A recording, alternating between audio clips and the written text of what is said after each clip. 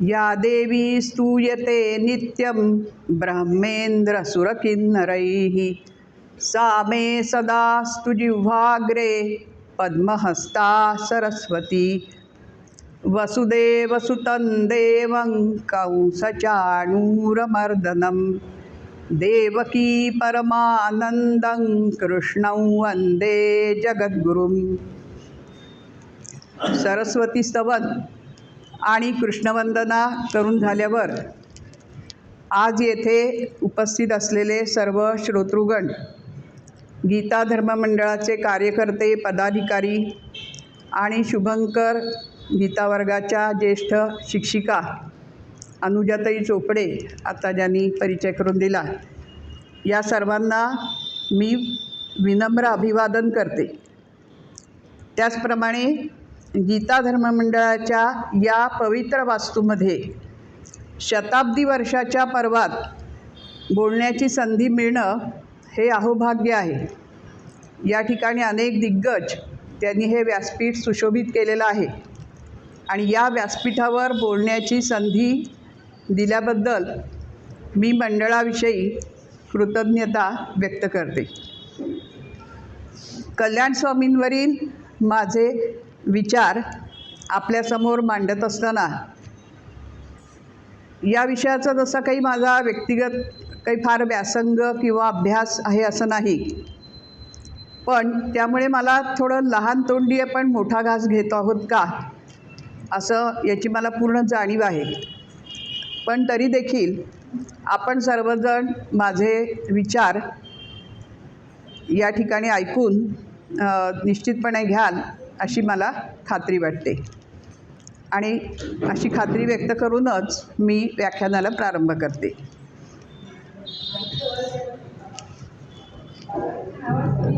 हां, अच्छा,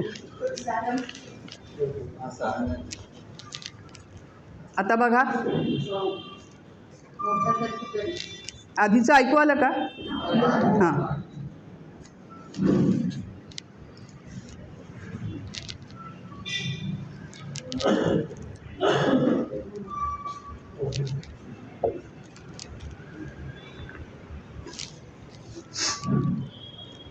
श्रोते हो, सध्या पितृपक्ष सुरू आहे।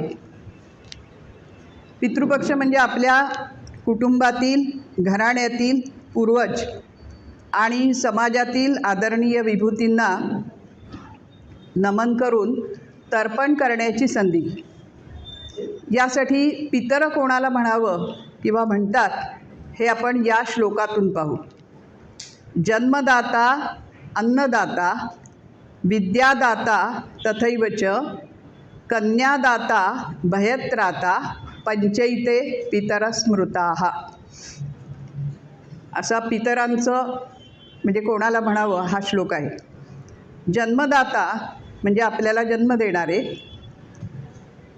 अन्नदाता अन्न देणारे, विद्यादाता विद्या देणारे म्हणजे शिक्षक, त्यानंतर कन्यादाता म्हणजे जावयाला आपली मुलगी देणारे म्हणजेच सासरे, आणि भयत्राता समाजाचं भीतीपासून रक्षण करणारे, आपल्याला अभय देणारे, आपला जीव वाचवणारे असे जे आहेत ते भयत्राता। तर अशा ह्या सर्वांना त्यांच्याविषयी कृतज्ञता व्यक्त करण्याचा हा आपला आजचा कार्यक्रम आहे। आपण पितृपंधरवड्यामध्ये अशा सर्व समाजातल्या आदरणीय व्यक्तींविषयी कृतज्ञता व्यक्त करत आहोत, त्यांचं स्मरण करून त्यांच्याबद्दल त्यांना आदरांजली वाहत आहोत।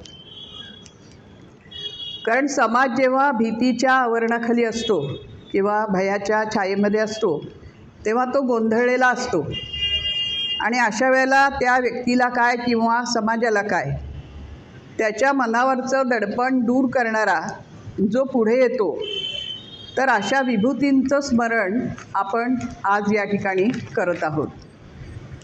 आता हे सर्व का सांगत आहे? भयत्राता याचा जास्त विचार का आहे? कारण सज्जनगडावरचे समर्थ रामदास स्वामी ज्या काळात होऊन गेले त्या काळामध्ये अशीच भयग्रस्त परिस्थिती होती सामान्य जनता अन्याय सहन करत होती. परकीय सत्तेच्या जोखडाखाली जुलूम, अमानुष छळणूक, अत्याचार अशा सगळ्या गोष्टी त्याच्याखाली ते भरडले जात होते. जे शूरवीर सरदार होते ते या परकीयांची सेवा करण्यामध्येच स्वतःला धन्यता मानत होते. थोडक्यात धर्माला ग्लानी आलेली होती, समाजाला कोणी वाली नव्हता. तर हे सर्व चित्र बदलण्याची प्रेरणा रामरायाच्या कृपेने समर्थ रामदासांनी घेतली आणि रामरायाला गुरु करून त्यांनी 12 वर्षे तपश्चर्या आणि अनुष्ठान करून धर्मप्रचारासाठी, राष्ट्र उभारणीसाठी, राष्ट्र बलसंपन्न करण्यासाठी समर्थांनी भारतभर पदभ्रमण केलं. तत्कालीन देशकाल परिस्थिती समजून घेतली. आपल्या कार्यासाठी त्यांनी अनेक ठिकाणी मठ स्थापन केले. मारुतीरायाची मंदिरं बांधून बलोपासनेचा प्रचार केला आणि अनेक शिष्य जमवले. अशाच त्यांच्या शिष्यांमधून जो शिष्योत्तम ठरला तो अंबाजी कृष्णाजी पंत कुलकर्णी म्हणजेच कल्याणस्वामी.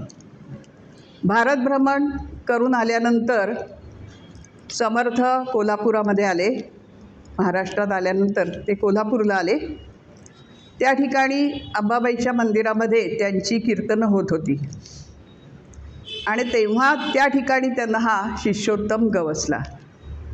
त्याचं कसं आहे, गुरु आणि शिष्यांची भेट ही दैवी योजना असते, नियतीची तशी इच्छा असते. जसं झाडावर पेरू पिकला की पोपट त्या फळाकडे आपणहून येतो, तसंच काहीसं या ठिकाणी झालं आणि अशा या आपल्या शिष्योत्तम या समर्थ अशा गुरूंना प्राप्त झाला. त्याचं असं झालं, नाशिकजवळील भोगूर गावचे कुलकर्णी कृष्णाजी पंत यांचा विवाह झाला होता. त्यांना एक अपत्यही होतं, परंतु दुर्दैवाने त्यांची पत्नी आणि अपत्य यांचं अकाली निधन झालं आणि ऐन तारुण्यामध्ये झालेल्या या आघातामुळे विरक्ती आलेले असे कृष्णाजी पंत तीर्थाटनाला गेले. तीर्थाटनाला बाहेर पडले आणि करता करता कोल्हापूरमध्ये आले. या कोल्हापुरामध्ये बरवाजी पंत नावाचे गृहस्थ होते. तेही समर्थांच्या कीर्तनाला अंबाबाईच्या मंदिरात जात असत. कृष्णाजी पंत आणि बरवाजी यांची भेट झाली. बरवाजी पंतांची बहीण रखमाबाई ही लग्नाची होती. या बरवाजी पंतांना स्वप्नदृष्टांत झाला की रखमाबाईंचा विवाह या कृष्णाजी पंतांशी व्हावा. योगायोगाने कृष्णाजी पंतांनाही तसा प्रकारचा स्वप्नदृष्टांत झाला. मग कृष्णाजी पंतांचा आणि रखमाबाईंचा विवाह झाला. नंतर मग ते आपल्या घरी म्हणजे भगूरला गेले. पुढे या दाम्पत्याला पहिला मुलगा झाला आणि तोच अंबाजी. अंबाबाईच्या कृपेने झाला म्हणून अंबाजी. पुढे त्यांना दत्तात्रय नावाचा आणखी एक पुत्र झाला. परंतु पुढे काही काळातच या कृष्णाजी पंतांचं संसारामध्ये लक्ष लागेना झालं आणि त्यामुळे ते तीर्थयात्रेला गेले. ते परत आलेच नाही. काही काळ वाट पाहून मग रखमाबाई आपल्या मुलांना घेऊन भावाकडे आल्या कोल्हापूरला, म्हणजे या बरवाजी पंतांकडे कायमच्या राहायला आल्या. नंतर मग इसवी सन 1645मध्ये समर्थ कोल्हापूरला आले आणि तेव्हा त्यांची अंबाबाईच्या मंदिरामध्ये कीर्तनं चालू होती. तेव्हा बरवाजी पंतांनी समर्थांना आपल्याला अनुग्रह द्यावा असं विनंती केली आणि भिक्षेसाठी आपल्याकडे यावं म्हणून पण बोलावणं केलं. मग समर्थ बरवाजी पंतांकडे गेले तिथे त्यांना एक 9-10 वर्षाचा मुलगा धिटाईने वावरताना दिसला. लहान छोटी मोठी कामं तो करत होता. त्याचा वावर जो होता तो अतिशय एखाद्या चुणचुणीत मुलासारखा होता आणि समर्थांना तो मुलगा अतिशय म्हणजे आपल्या रामकार्यासाठी योग्य आहे असं त्यांनी हेरलं. मग त्यांनी त्या मुलाला एक श्लोक म्हणायला सांगितला. अंबाजी तल्लख बुद्धीचा एक पाठी होता. त्यांनी तो श्लोक पाठ म्हणून दाखवला. मग समर्थाने सांगितलं, हा लिहून दाखव. मग त्यांनी तो श्लोक लिहून दाखवला. त्याचं सुंदर मोत्यासारखं वळणदार हस्ताक्षर पाहून समर्थ अधिकच संतुष्ट झाले. समर्थांच्या शब्दात बाळबोध अक्षर घडसून करावे सुंदर, जे देखताची चतुर समाधान पावती. या व्याख्येमध्ये त्यांचं अक्षर होतं आणि त्याप्रमाणे रामकार्यासाठी धर्मकार्यासाठी हा अतिशय आपल्याला योग्य असा मुलगा आहे, तर आपण याला घडवूया असं त्यांच्या मनामध्ये विचार आला आणि हे त्यांनी अचूक हेरलं. नंतर मग बरवाजी पंतांना अनुग्रह वगैरे सर्व देण्याचं जे काय होतं ठरलेलं त्याप्रमाणे झालं. अनुग्रह झाल्यावर मग बरवाजी पंतांनी समर्थांना विचारलं की गुरुदक्षिणा काय देऊ आपल्याला. तेव्हा सोने रुपये आम्हा मृत्तिके समान असे म्हणणारे जे तुकोबा, त्याच पठडीमधले समर्थ देखील कसे समलोष्टाश्म कांचन. आणि त्यामुळे त्यांनी सांगितलं की मला द्रव्य वस्तू वगैरे काही नको, तुम्हाला द्यायचं असेल तर हा अंबाजी मला द्या. रामकार्यासाठी मला हा म्हणजे आवडलेला आहे, मला हवा आहे. तेव्हा बरवाजी पंत काय म्हणाले की अहो, मी हा मुलगा तुम्हाला नक्की दिला असता जर तो माझा मुलगा असता तर, पण हा आहे माझ्या बहिणीचा मुलगा, तिला विचारावं लागेल. मग बरवाजी पंतांनी आपल्या बहिणीला म्हणजे रखमाबाईंना विचारलं की असं असं समर्थ ह्या मुलाला अंबाजीला घेऊन जायचं म्हणतायत धर्मकार्यासाठी रामकार्यासाठी. तेव्हा रखमाबाईंनी तर कमालच केली.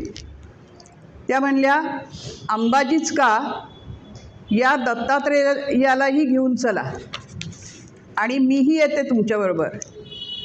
मी मठामध्ये भाकरी वगैरे करीन, पाणी भरीन, काही लहान सहान कामं करीन. असं सर्व झालं बोलणं आणि मग ते सगळेच समर्थांच्या शिष्य परिवाराबरोबर निघाले.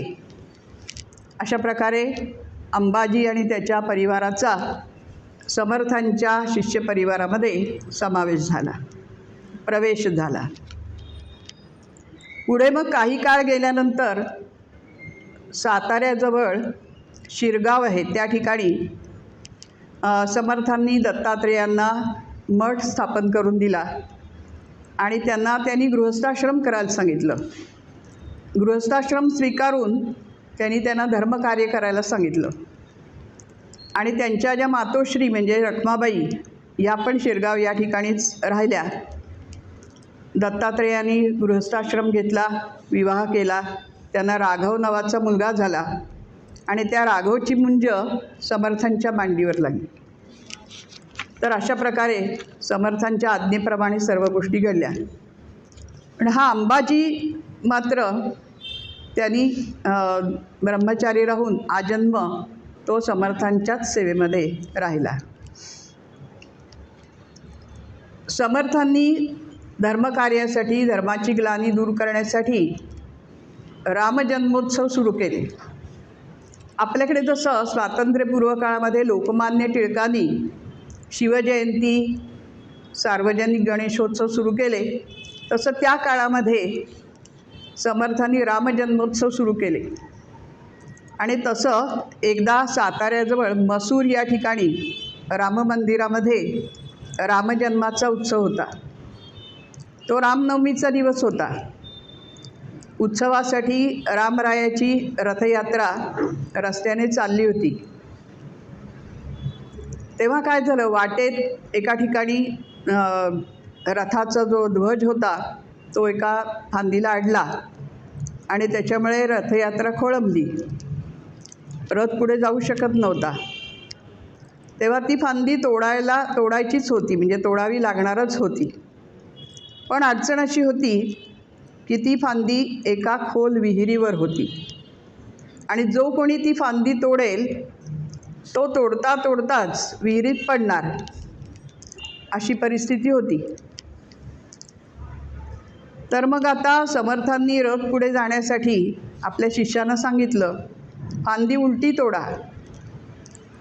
पण शिष्य मागे सरले, कारण विहिरीत पडण्याचा धोका होता. पण आज्ञा गुरुणाम ही अविचारणीय असं म्हटलेलं आहे. म्हणजे गुरूंची आज्ञा ही अविचारणीय, त्या ठिकाणी कुठलाही विचार करायचा नसतो, चर्चा करायची नसते. त्या ठिकाणी करायचं असतं ते फक्त आणि फक्त गुरु आज्ञेचं पालन. त्याप्रमाणे अंबाजी तात्काळ झाडावर चढला आणि कुऱ्हाडीने घाव घालून त्यांनी ती झाडाची फांदी तोडली. काडकन आवाज होऊन फांदी विहिरीमध्ये पडली आणि फांदी सकट अंबाजीसुद्धा. इकडे रस्ता मोकळा झाला, रथयात्रा पुढे गेली, रामजन्माचा उत्सवही झाला. होता होता संध्याकाळ झाली आणि अंबाजी कुठे दिसेना. मग अंबाजी बहुतेक विहिरीत पडला आणि त्याचं काहीतरी बरं वाईट झालं असणार, अशा काळजीने शिष्यानी समर्थांकडे प्रार्थना केली. मग समर्थ शिष्याला घेऊन त्या विहिरीजवळ आले. विहीर खूप खोल होती, त्याला पायऱ्याही नव्हत्या. समर्थ आत डोकावून म्हणाले, अंबाजी, कल्याण आहे ना? म्हणजे तू सुखरूप आहेस ना, तू वाचला आहेस ना, अशा अर्थाने त्यांनी ते वाक्य उच्चारलं.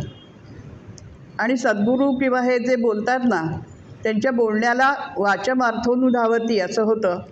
म्हणजे त्यांनी ते बोललं की त्याला अर्थच प्राप्त होतो, म्हणजे ते सत्यात येतंच. ऋषीणाम पुनराद्यानाम वाचम अर्थोनुधावती असं ते म्हटलं आहे. त्याप्रमाणे या ठिकाणी समर्थांचं वाक्याला ते कल्याण आहे ना म्हटलं तर त्या मुलाचं नावच कल्याण झालं. त्याच्यानंतर मग त्या मुलाला विहिरीतनं बाहेर काढण्यात आलं अंबाजीला आणि मग ते कल्याण म्हणूनच ओळखले जाऊ लागले आणि तेच हे कल्याण स्वामी. अशा प्रकारे या अंबाजीला नवीन नाव प्राप्त झालं, त्याच्या आयुष्याचंही कल्याण झालं. गुरुकृपा होय जासी, दैन्य दिसे कैसे त्यासी असं म्हटलेलं आहे. त्यामुळेच म्हणतात की आईवडील हे जन्म देतात, सद्गुरू पुनर्जन्म देतात. तर असं हे सर्व झालं आणि कल्याण अंबाजीचा कल्याण झाला. पुढे समर्थांनी कल्याणाला आपल्या तालमीत तयार करायला सुरुवात केली. ज्ञानाबरोबरच शारीरिक बलही वाढवण्याचे धडे समर्थ त्यांना देऊ लागले. समर्थांच्या बरोबरीने ते रोज 1200 सूर्यनमस्कार घालत असत. अशी त्यांची चौफेर प्रगती चालू होती. गुरूंवर त्यांची नितांत श्रद्धा आणि निष्ठा होती. कल्याण स्वामींनी स्वतः आपल्या एका पदामध्ये म्हटलेलं आहे, मजतो आवडतो स्वामी निशिदिनी अंतर्यामी, अक्षयी पदाचा सुखदाता निरसोनी माया ममता. असे हे गुरु आणि शिष्य एकमेकांना पूरक होते. वेळोवेळी प्रसंगानुरूप समर्थ त्यांची परीक्षा घेत असत आणि कल्याण प्रत्येक परीक्षेत उत्तीर्ण होत असे. इसवी सन 1648 ते 1678 या काळामध्ये कल्याण समर्थांबरोबर सावलीप्रमाणे होते. एक दिवस समर्थ सज्जनगडावर तटाच्या कडेला बसून काही शिष्य आणि आलेले गावकरी त्यांच्याशी गप्पा गोष्टी करत होते. तेवढ्यात वारा सुटला जोराचा आणि समर्थांच्या अंगावरील वस्त्र, त्याला छाटी म्हणतात, तर ती छाटी उडून तटाच्या खाली गेली. समर्थांनी कल्याणाकडे पाहिलं आणि म्हणाले, कल्याणा, छाटी उडाली. सद्गुरूंचं वचन ऐकताच मागला पुढला विचार न करता कल्याणाने एकदम तटाखाली झेप घेतली आणि ते वस्त्र हवेतच झेललं. नंतर ते गडाच्या पायऱ्या चढून वरती आले आणि छाती आपल्या गुरूंसमोर ठेवून हात जोडून उभे राहिले. अशा प्रकारे आपल्या सद्गुरूंचं वस्त्र मलिन होऊ नये म्हणून त्यांनी ते हवेतच झेलण्याचं साहस कल्याणाने केलं.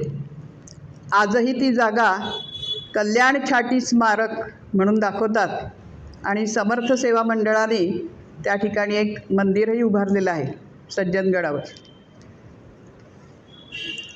असंच गुरुसाठी सर्वस्व पणाला लावण्याचा हा कल्याण स्वामींचा प्रयत्न प्रत्येक वेळेला आपल्याला दिसून येतो. पुढेही एकदा समर्थांच्या पायाला करट म्हणजे एक प्रकारचं गळू किंवा बेंड झालेलं होतं आणि ते त्यांनी नाटक केलं होतं अर्थातच परीक्षेसाठी शिष्यांच्या. समर्थ वेदनेने विवळू लागले. शिष्य काचावीस झाले आणि काय उपाययोजना करायची म्हणून त्यांनी विचारलं. तेव्हा समर्थ म्हणाले, ते गळू तोंडाने चोखून मोकळे करायला हवे आणि त्यातली घाण बाहेर काढायची, तोंडाने चोखायचं. आता हे काम करायला कोणताही शिष्य पुढे आला नाही,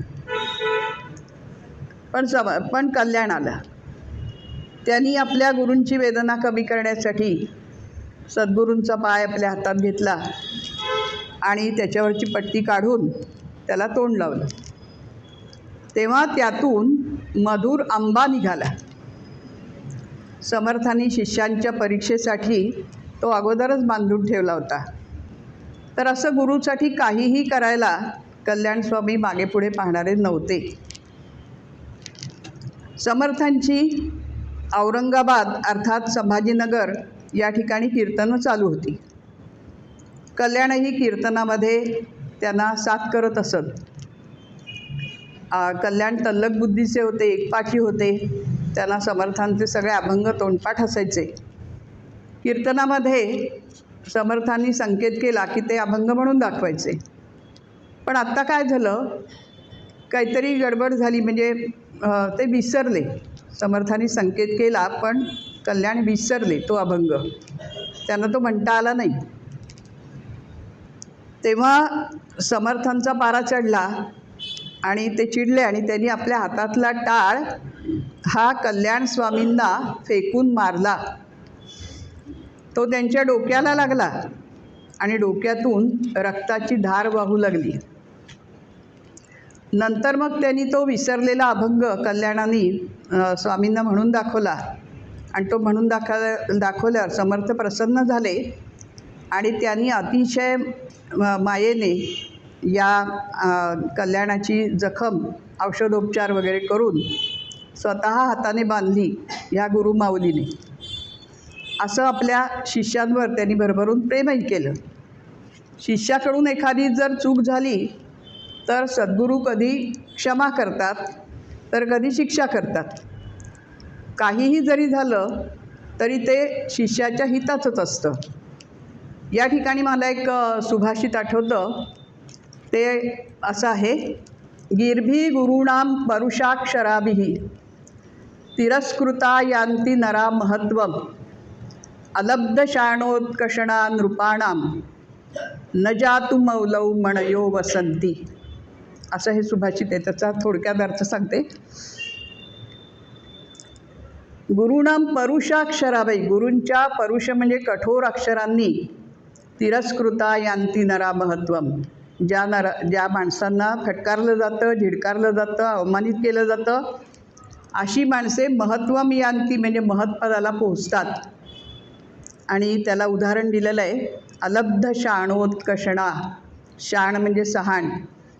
या सहाणेवरती जेव्हा रत्न घासलं जातं झळाळी आणण्यासाठी, चकाकी आणण्यासाठी, तर त्या रत्नालासुद्धा सहाणेवर घासल्याखेरीज चकाकी येत नाही.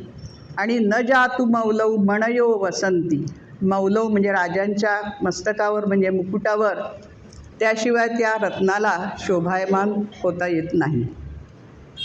किंवा आपण जे म्हणतो टाकीचे घाव पडल्याशिवाय देव पण येत नाही, ते असोच. एकदा समर्थ शिष्यपरिवारासह रामघळीत गेले होते. आणि अगदी मध्यरात्री समर्थांना विडा खाण्याची इच्छा झाली. ते म्हणाले, कोणीतरी विडा आणा. परंतु तिथे विड्याची पानं नव्हती. मग गुरुप्रेमाने आणि निष्ठेने झपाटलेले हे कल्याण त्या रात्री पानं आणायला निघाले. कुठे? चाफळला. निबिड अरण्य, दाट अंधार, डोंगरातली वाट, हे सगळं या कशाचीही पर्वा न करता ते निघाले. आणि झपाझप चालताना वाटेत एका सापावर त्यांचा पाय पडला. तो साप होता विषारी नाग. तो कल्याणस्वामींच्या पायाला त्यांनी दंश केला आणि कल्याणस्वामी व्याकुळ झाले आणि त्यांनी अगदी त्या वेळेला आपल्या सद्गुरूंचा त्यांना साथ घातली, त्यांचा धावा केला. महाराज कृपा असावी असं म्हणाले आणि त्याच वेळेला ते मूर्छित होऊन खाली पडले. मग बराच वेळ आपला शिष्य म्हणजे कल्याण परत आला नाही म्हणून स्वतः समर्थ बघायला आले आणि त्यांनी आपल्या शिष्याच्या म्हणजे कल्याणाच्या शरीरावरून आपला कृपाहस्त फिरवला, त्याचं विष उतरवलं आणि मग कल्याणस्वामी उठून बसले आणि पुन्हा पानं आणायला जातो म्हणून म्हणाले. म्हणजे इतका त्यांचा उत्साह त्यांनी ते होता. तेव्हा समर्थांनी त्यांना थांबवलं. म्हणाले, कल्याणा, विडा मिळाला. तर असं तनमनापासून कल्याणस्वामी समर्थांची सेवा करत असत. सज्जनगडावरलं तळ्याचं पाणी हे समर्थांच्या तब्येतीला मानवत नसे. त्यामुळे कल्याणस्वामी 2 मोठे हंडे भरून पाणी खांद्यावरून सज्जनगडाच्या खालून उरमोडी नदीतून भरून ते घेऊन येत असत.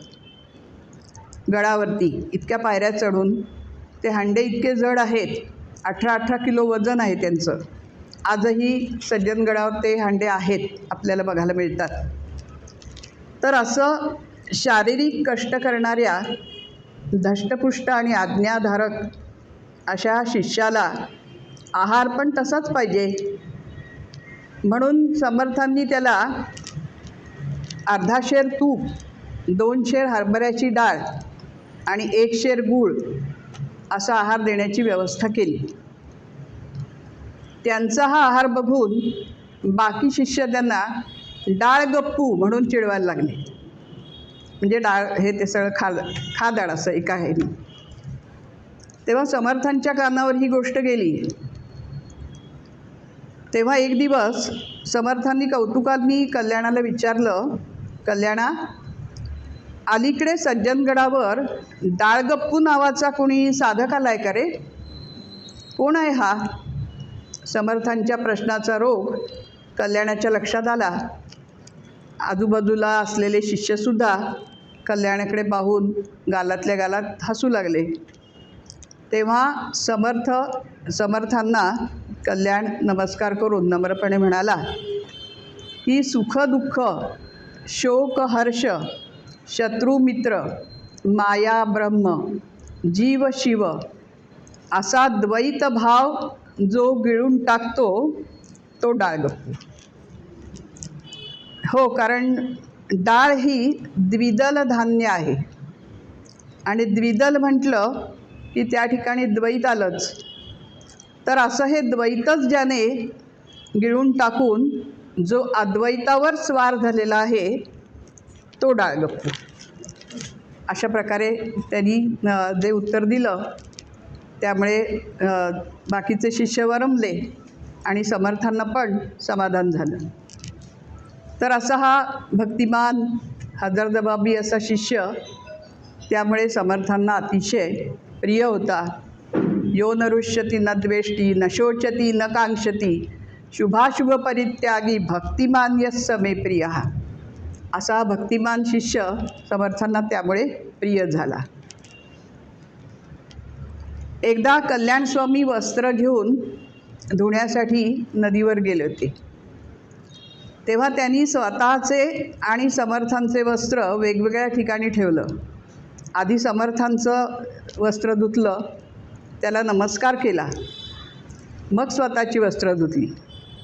तेव्हा त्या ठिकाणी नदीवर आलेले जे दुसरे लोक होते ते हा प्रकार बघत होते.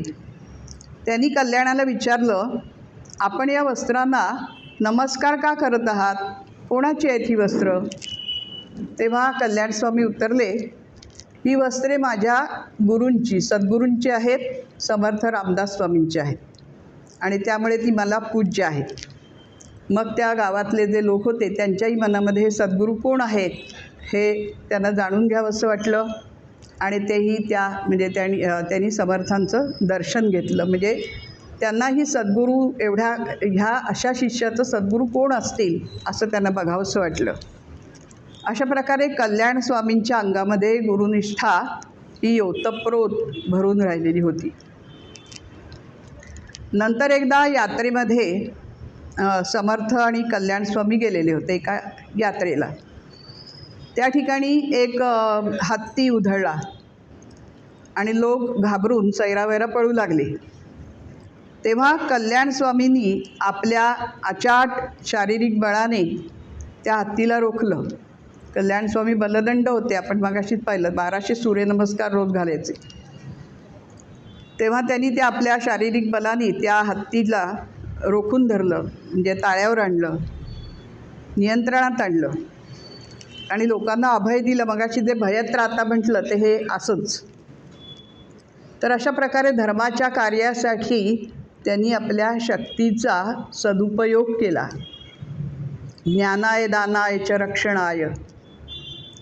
चांगली माणसं जी असतात सत्प्रवृत्त, ती आपल्या विद्येचा उपयोग ज्ञानासाठी, धनाचा उपयोग दानासाठी आणि शक्तीचा उपयोग रक्षणासाठी करतात. म्हणून ज्ञानाय दानाय च रक्षणाय.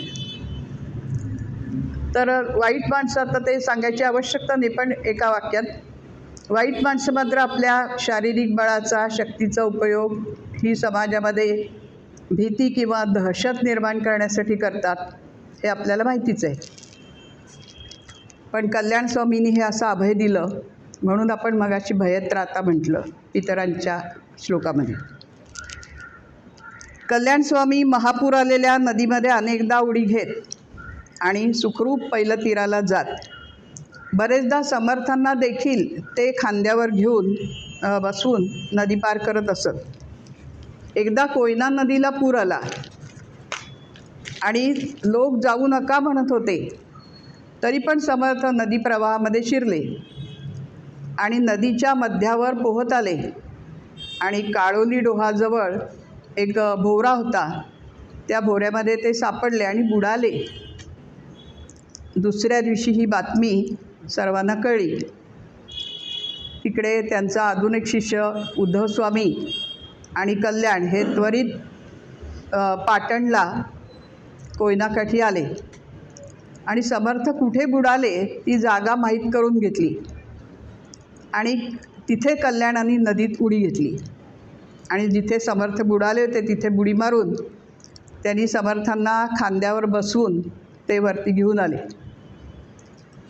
समर्थ म्हणजे हे जे पाण्यामध्ये होते पडलेले, तर ते पाण्याखाली राहण्याची किंवा राहता येण्याची तासनतास जलस्तंभिनी म्हणून विद्या आहे. तर ती जलस्तंभिनी विद्या कल्याणांना आणि समर्थांना दोघांनाही अवगत होती आणि त्यामुळे ते सुखरूप होते. वर पाण्याबाहेर आल्यानंतर समर्थ कल्याणांना काय म्हणाले, आज तुझ्यामुळे वाचलो रे कल्याणा मी. तेव्हा ही पण एक प्रकारची परीक्षाच होती. तेव्हा स्वामी म्हणजे कल्याण समर्थांना म्हणाले, स्वामी आपल्या कृपेने सारं जग वाचणार आहे, तर अशा या माझ्या गुरूंना वाचवणारा मी कोण? असा त्यांचा म्हणजे ती कुठल्याही आपल्या साहसाचं किंवा धाडसाचं श्रेय त्यांनी आपल्याकडे अजिबात घेतलं नाही. तर अशा ह्या कल्याणाची योग्यता समर्थांना माहीत होती आणि ती इतरांनाही समजावी म्हणून ते काही योजना करत समर्थ. एकदा भर सभेत समर्थांनी एका संस्कृत श्लोकाचं 2 चरण म्हटले. चरण म्हणजे ओळी. आणि सर्वांना सांगितलं की कोणीतरी पुढल्या 2 चरणांची म्हणजे पुढल्या 2 ओळींची पूर्तता करा. आणि हा श्लोक पूर्ण करा. तेव्हा एकही शिष्य पुढे आला नाही. मग समर्थांनी कल्याणाकडे पाहिलं. तेव्हा कल्याण उठला आणि त्यांनी समर्थांना नमस्कार करून तो श्लोक पूर्ण केला. इतकंच नाही तर करता करता समर्थांनी बोललेले 2 चरण आणि त्याला कल्याण स्वामींनी उत्तरादाखल दिलेले 2 चरण, असं करत करत 100 श्लोक झाले. 100 श्लोक तयार झाले. 20-20 श्लोकांचा एक अध्याय, असे 5 अध्याय झाले आणि तिचंच नाव दासगीता. चाफळला एका मोठ्या खडकावर बसून समर्थांनी 205 श्लोक एका बैठकीत सांगितले आणि कल्याणांनी ते आपल्या वळणदार अक्षरामध्ये लिहून घेतले. आणि ते श्लोक म्हणजेच सुप्रसिद्ध मनाचे श्लोक. इसवी सन 1652 ते 1660 या काळामध्ये त्यांचं वास्तव्य शिवथर घळीमध्ये समर्थांबरोबर होतं. आणि याच काळात ग्रंथराज दासबोधाची रचना झाली. कल्याणांनी गुरुमुखातून त्या आलेली जी वाणी समर्थांची म्हणजे ती जशीच्या तशी लिहून घेतली आणि अजरामर केली.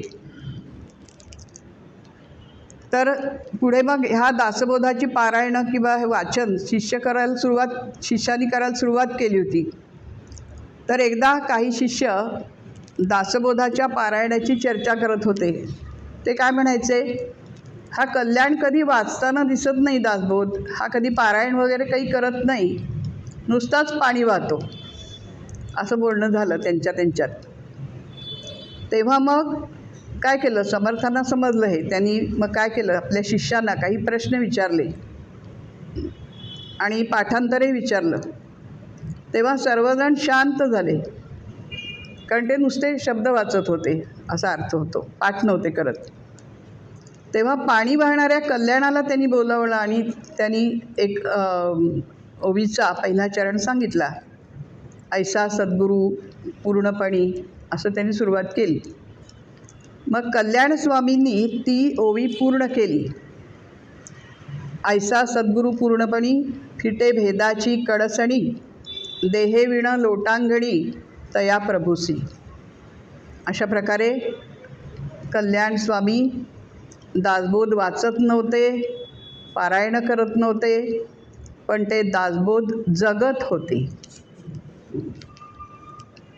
कल्याण स्वामी ओळखले जातात ते समर्थ रामदासांचे लेखनिक म्हणून. कल्याण स्वामींच्या हस्ताक्षरातील दासबोधासह सर्व समर्थ साहित्य उपलब्ध आहे. समर्थांचा संचार अनेक ठिकाणी होत असे. तेव्हा ते प्रत्येक वेळेला समर्थांबरोबर जाताना दौत, शाई, कागद, त्या काळाप्रमाणे बोरूचे टाक, असं सर्व साहित्य घेऊन फिरत असत त्यांच्याबरोबर, लेखन साहित्य. अनंत स्वामी म्हणतात की स्वामींचा कविता समुद्र अवघा कल्याण वाहत असे, लिहित असे, असं ते अनंत स्वामींनी म्हटलेलं आहे. कल्याण स्वामी न थांबता तासनतास लिहित असत. गुरूंनी उत्स्फूर्तपणे काव्य करावं आणि कल्याण स्वामींनी ते तात्काळ लिहून घ्यावं, असं अनेकदा होत असे. ज्या वेळेला गुरुमुखामधून किंवा कोणाच्याही मुखातून जेव्हा वाणी बाहेर पडते, बाहेर पडणाऱ्या वाणीला वैखरी म्हणतात. पण त्या वैखरीची सुरुवात ही नाभीपासून होते, आपल्याला माहिती आहे. तिला परावाणी म्हणतात. सर्वांना माहिती असेल हे, त्याची स्थानं किंवा हे. नाभीमध्ये उत्पन्न होते ती परा, पुढे ती हृदयापर्यंत येते तेव्हा ती होते पश्यंती, कंठाशी आल्यावर मध्यमा आणि मुखातून बाहेर येते ती वैखरी. तर हे सांगायचं यासाठी की समर्थांच्या परावाणीमध्ये उत्पन्न होणारी उत्स्फूर्त वाणीमधली जी स्पंदनं असायची, तर त्या नाभीत उद्गम होणाऱ्या परावाणीचे निनाद हे जणू काही कल्याणांना त्याच क्षणी ऐकू येत असतील, आणि ती वाणी वैखरीपर्यंत पोचण्यापूर्वीच कल्याणांना ती पाठ होऊन जात असे आणि ती तशीच्या तशी शब्दनशब्द ऐकलेला लिहून काढत असत, कागदावर उतरवत असत आणि कुठेही लिहिताना खाडाखोड नाही, विसरणं नाही, शब्द खाऊन टाकणं वगैरे हे काही नाही. आणि या सगळ्याचं कारण होतं ते म्हणजे त्यांचा योगाभ्यास. योगाभ्यासामुळे त्यांची एकाग्रता ही प्रचंड होती. आज आपल्यासमोर समर्थ रामदासांचा जो सर्व काव्यसंभार उपलब्ध आहे त्या सर्वाचं श्रेय हे कल्याण स्वामींचं आहे. कल्याण स्वामींनी जसं समर्थांचं साहित्यलेखन केलं तसं त्यांनी स्वतःच्या पण स्वतंत्र रचना केल्या. यामध्ये महावाक्य पंचीकरण हे 700 ओव्यांचं आहे. त्यामध्ये ब्रह्म, माया, जीव, जगत असे वेदांतविषयक संकल्पनांबद्दल त्यामध्ये लेखन आहे. याखेरीज ध्रुवाख्यान, शुकाख्यान, चौपाया, ओव्या, स्फुटश्लोक, आरत्या, पदे, भूपाळ्या असं अनेक साहित्य त्यांचं उपलब्ध आहे आणि त्या सगळ्याची संख्या 1448 इतकी आहे त्या सर्व ओव्यांची. याखेरीज रुक्मिणी स्वयंवर हे हिंदी भाषिक प्रकरण पण कल्याण स्वामींनी दिलेलं आहे. समर्थांवर अनेक आरत्या आणि पदं रचलेली आहेत. त्या ठिकाणी ते जिथे राहत होते ते परांडा म्हणून गाव होतं. त्या परांडा इथून वाहणाऱ्या सीना नदीला त्यांनी श्रमहरणी असे नाव देऊन त्या श्रमहरणी नदीची पण आरती केलेली आहे, म्हणजे लिहिलेली आहे. ओव्या संतमाला हे पण एक रूपकात्मक त्यांनी काव्यरचना केलेली आहे. समर्थांवरल्या एका पदामध्ये कल्याण स्वामी म्हणतात, देई चौथी भक्ती रे रामा, मला चौथी भक्ती दे, असं मागणं मागतात रामरायाजवळ. रामराया म्हणजे कल्याण स्वामींचे परात्पर गुरु, गुरूंचेही गुरु. तर त्यांनी रामाजवळ हे मागणं मागितलं की मला चौथी भक्ती दे. आपल्याला माहितीच आहे नवविधा भक्तीमध्ये जी श्रवण, कीर्तन, स्मरण, पादसेवन, चौथी भक्ती काय आहे? पादसेवन. म्हणजे गुरुपादसेवन करण्याची मला सदैव बुद्धी दे, अशी मागणी त्यांनी रामरायाजवळ मागितलेली आहे. स्वतःसाठी काहीही मागितलं नाही. कल्याण स्वामींनी काढलेलं वीर मारुतीचं एक चित्र उपलब्ध आहे. त्यावरून त्यांना चित्रकलाही अवगत होती. त्यांना योगीराज ही पदवी किंवा उपाधी लावण्यात येते. समर्थांच्या आज्ञेवरून ते जेव्हा डोमगावला आले, डोमगाव मराठवाड्यामध्ये आहे, तर त्या ठिकाणी आल्यावर त्यांना अनेक शिष्य मिळाले. सामराज, जगन्नाथ स्वामी, रामाजी दादा, हरिबाबा भूमकर या आणि अशा अनेक 58 शिष्यांची यादी उपलब्ध आहे. मराठवाड्यामधील धाराशिव हे चहूबाजूंनी परकीय आक्रमणाखाली होतं. त्या ठिकाणी निजामाची राजवट होती. अशा ठिकाणी प्रभू रामचंद्राची आणि मारुतीरायाची उपासना होण्याची नितांत गरज आहे हे त्यांनी ओळखलं आणि त्या सर्व परिसरामध्ये म्हणजे मराठवाडा, आंध्र प्रदेश, कर्नाटकचा काही सीमाभाग अशा सगळ्या ठिकाणी मिळून त्यांनी 250पेक्षाही जास्त मठांची स्थापना करून आपल्या गुरूंच्या धर्मकार्यामध्ये मोलाचं योगदान दिलेलं आहे. शिवाय जागोजागी कीर्तनं किंवा दासबोधाचा प्रचार करून त्यांनी जनतेला उपासना मार्गाला लावलं. याच काळात एकदा बालाघाट परिसरामध्ये फिरत असताना एका तळ्याकाठी स्नानसंध्या करून कल्याणस्वामी जप करत बसले होते रामनामाचा. त्यांचे बाकीचे शिष्य देखील त्या ठिकाणी अखंड जप त्यांचा चालू होता. तेव्हा एक भोंदू संन्यासी तिथे आला आणि तो थेट कल्याण स्वामींच्या मांडीवर पाय देऊन उभा राहिला. तेव्हा हे कृत्य पाहून कल्याण स्वामींचे शिष्य चिडले आणि सरसावले ते पुढे त्याला काहीतरी करण्यासाठी म्हणून, त्याचा समाचार घेण्यासाठी म्हणून. तेव्हा कल्याण स्वामींनी अत्यंत शांतपणे त्यांना म्हणाले की आपल्या संप्रदायाला बट्टा लागेल असं कोणतंही कृत्य करू नका. समर्थ कृपेने माझं शरीर मजबूत आहे, बलवान आहे. ज्याप्रमाणे झाडावर एखादा पक्षी बसला तरी झाडाला काही अपाय होत नाही, त्याप्रमाणे हा संन्याशी माझ्या शरीरावर उभा राहिला तर राहू दे, मला नाही काही त्रास. असं हे त्यांचं उत्तर ऐकून तो जो दुराचारी होता, भोंदू होता साधू, तोही वरमला आणि समर्थांच्या सत्शिष्याची ही शांती पाहून कल्याण स्वामींची त्याने क्षमा मागितली. मग कल्याण स्वामींनी पण त्याला अनुग्रह दिला आणि तो त्यांचा शिष्य बनला. क्षमाशस्त्रम करेयस्य दुर्जनः किं करिष्यति अतृणे पतितो वह्निः स्वयमेवोपशाम्यति. क्षमारूपी शस्त्र ज्याने आपल्या हातात घेतलेलं आहे त्याचं दुष्ट माणूस काय वाकडं करणार. जसं की अतृणे पतितो वह्नी, जिथे गवत नाही आहे अशा ठिकाणी जर अग्नी म्हणजे विस्तव पडला तर तो स्वयमेवोपशाम्यति, आपला आपलाच शांत होतो, कारण तिथे काही इंधनच नसतं. तसं या ठिकाणी तो जो भोंदू साधू होता तो शरण आला, म्हणजे शांत झाला. आणि या ठिकाणी त्यांनी गुरूंनी ते अतिशय जबाबदारीने त्यांनी आपल्या शिष्यांना आज्ञा केली की तुम्ही आतताईपणा काही करू नका, त्याचा समाचार घ्यायला जाऊ नका, आपल्या संप्रदायाला शोभेल किंवा बट्टा लागणार नाही असंच तुम्ही वागलं पाहिजे. आणि यासाठी त्यांचा सर्व नेहमी तसा कटाक्ष असे आपल्या शिष्यांना आपल्या वळणामध्ये ठेवण्यासाठी. कारण शिष्य जर चुकीचा वागला तर त्याचं पातक गुरुला लागतं असं म्हणतात. शिष्यापराधे गुरोर्दंडः असं वचन आहे, त्याप्रमाणे.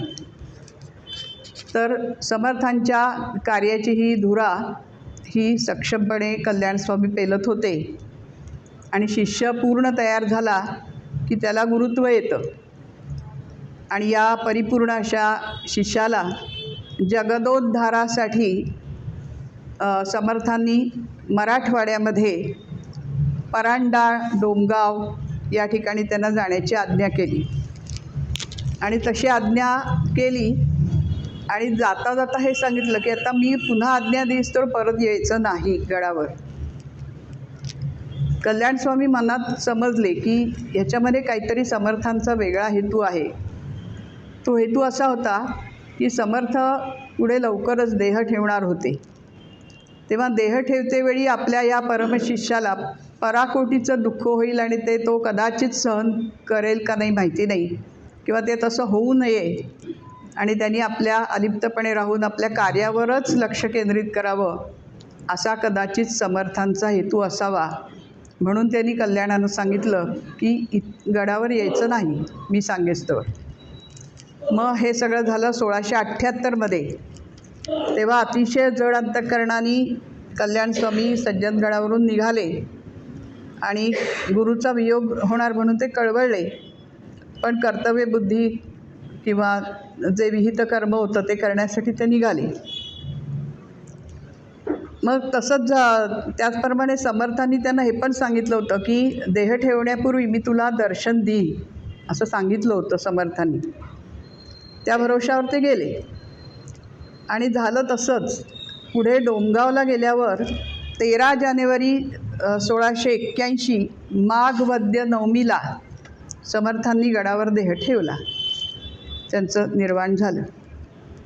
मग हे वृत्त जेव्हा कल्याणस्वामींना कळलं तेव्हा ते अत्यंत शोकाकुल झाले. आपल्याला म्हणजे कल्पना आहे त्याची, कसं केवढं त्यांना दुःख झालं असेल.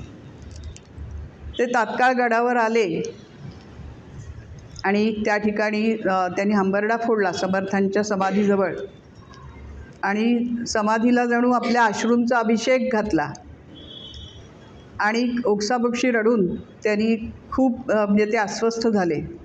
आणि समर्थ आपल्याला दर्शन देत नाहीत तोपर्यंत अन्नपाणी घेणार नाही असं निर्धार करूनच ते बसले.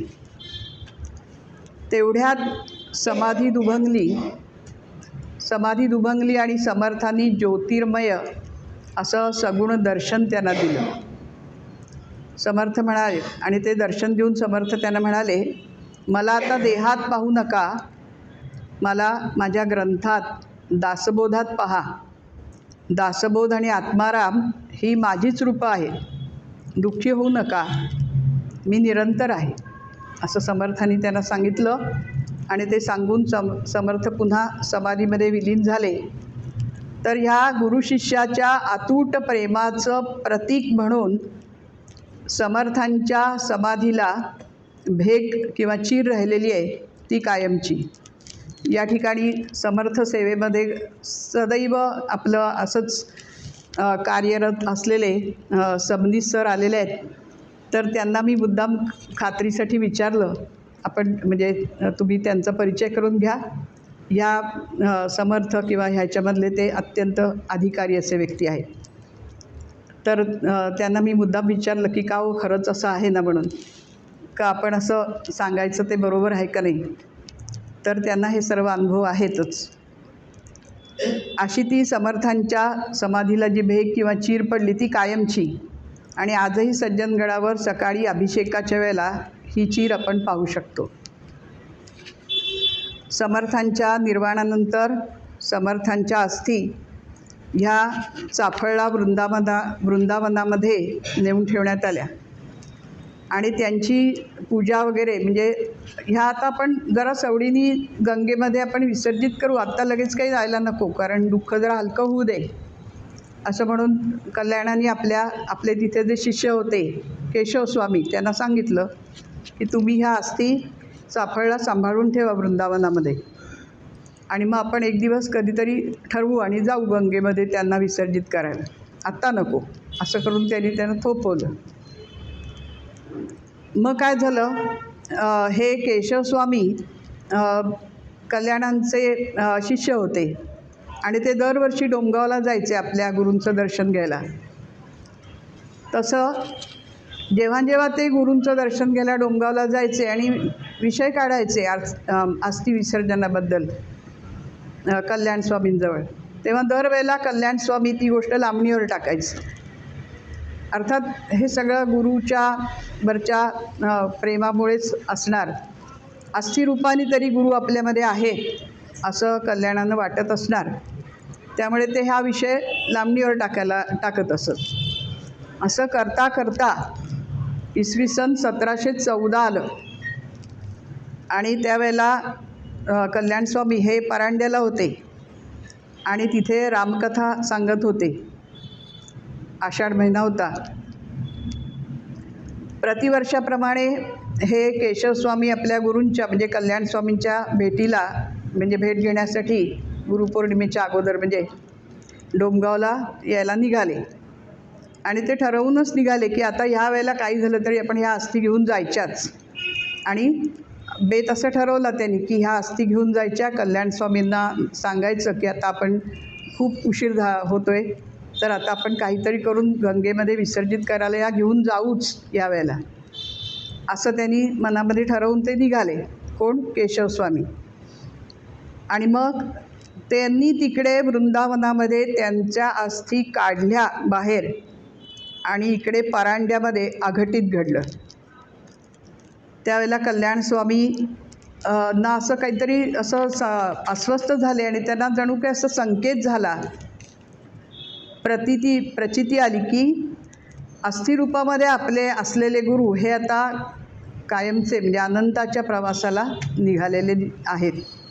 हे कल्याणस्वामींना जाणवलं आणि प्रवचन चालू असतानाच ते अस्वस्थ झाले आणि त्यांनी आपल्या जवळच्या वस्त्राने आपलं अंग झाकून घेतलं आणि दर्भासनावरती बसून ते योगबलाने त्यांनी प्राणायामाद्वारे आपले प्राण पंचत्वात विलीन केले.